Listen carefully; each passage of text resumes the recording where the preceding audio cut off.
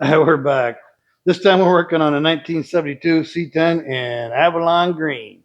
Listen, short video because I cannot find this online.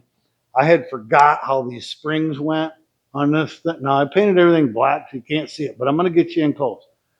It's a quick video because I just want to show you the springs, how they get set up, because I couldn't remember. You know, things happen. I tore it apart, and it's been a week or two. I just don't remember stuff like I used to, but I have two of these. So I went and looked at the other one, and as soon as I seen where they went, it was obvious.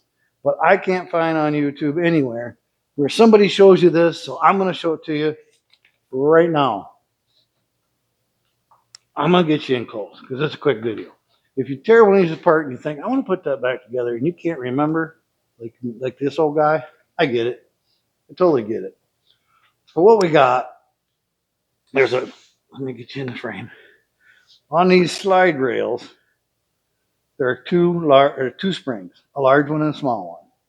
Right here's the large one. It hooks to this little hole right here in the rail. The other end hooks into just one of the holes, and I don't think it matters exactly which one. See if I can get you in there where you can see. It's just one of the holes where the hog ring went. Now you could go to the next one, it would make it move the seat forward with more strength, or you could go back and make it a little weaker, excuse that. But that just goes through a hog ring hole and down to the frame. This would hook to the floor right here. So there's where that one goes. The little one's the one I had a problem with. Where'd that thing go? Well, that one, let me get you back so you can see the seat. It's upside down. This is your forward backward lever. And that little spring goes in the hole right here past the rubber coating. Got the knob on the end, there's a rubberish coating. Right at the end of that, there's a hole. You put the long end of the spring in that hole. It's important, otherwise the spring will rub. So you put the long straight part on that hole.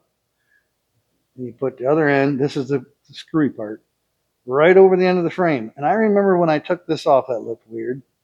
But it's the same on my 71 and my 72 both. That part of this frame does not move. It just hooks over the metal. There's no fancy hole for it. So there's a pretty good view of where that's at. I'll point one more time. I know I hate pointing, but you can't hardly see. And that'll get those two springs going. Now, I had an issue we'll cover in another video with this long cable. Now, that cable goes from the lock mechanism, which I'll work so you can see it, although it's going to be a little loud. I'm going to run it right now. It's going to move. See that part moves? Well, this, I don't know what you call it. You can buy these parts online. We'll talk about that too. This metal piece, it hooks to your handle, goes through and has these lock tabs, goes all the way through there until you get down to this spring end, which we'll talk about another time. Little spring goes in the end, and then there's this keeper, whatever this little deal dad is, I don't even know. And the spring goes on it. Now, this cable, I'll call it, goes all the way to the other side, so the passenger side will lock. This was broke when I bought the truck, so I'm going to fix it.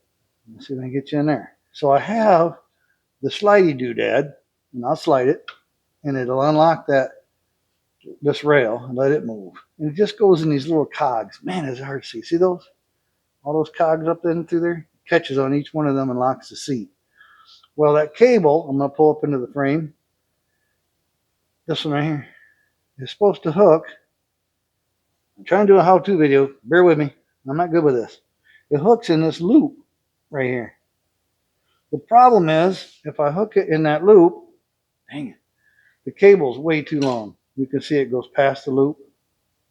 So it's supposed to go up here through a hog ring and then down there so it don't hang down on the floor. But it's still, dang this camera, too long. So we'll cover it some more later, but this was a how to put the springs on video, how to make this mechanism all work.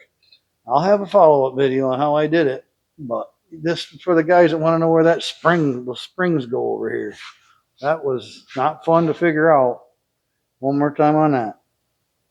To the back of the seat frame, this would be the bottom back it hooks to, and in that little hole, right there, you can see it. And then the little one last time, I'm going to let you guys go, is on the handle side. It hooks to the handle here. It goes up and hooks on the back of the frame on that metal part right up there. All right, that's it. 5-minute video is all you get. Thanks for coming. Just in case somebody wants to know.